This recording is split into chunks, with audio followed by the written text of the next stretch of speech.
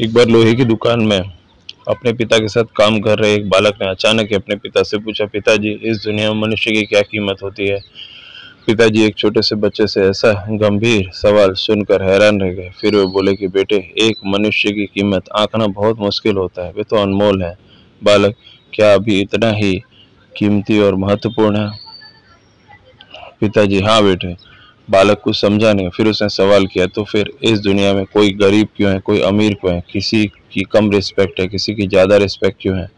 सवाल सुनकर पिताजी कुछ देर तक शांत रहे। फिर बालक से बोले कि स्टोर रूम से जाकर एक लोहे की रॉड लेके आओ। रॉड लाते ही पिताजी ने पूछा कि इससे क्या कीमत होगी?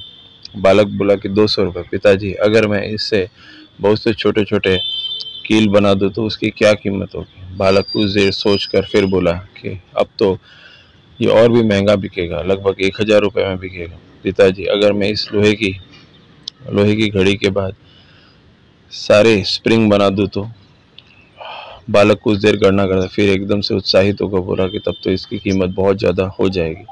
फिर पिताजी उसे समझाते हुए बोले कि ठीक उसी प्रकार मनुष्य की कीमत इससे कहीं इससे इसमें नहीं है कि वह अभी तो क्या है, बल्कि उसमें है कि वो अपने आप को क्या बना सकता है। बालक अपने पिता की बात को समझ चुका था।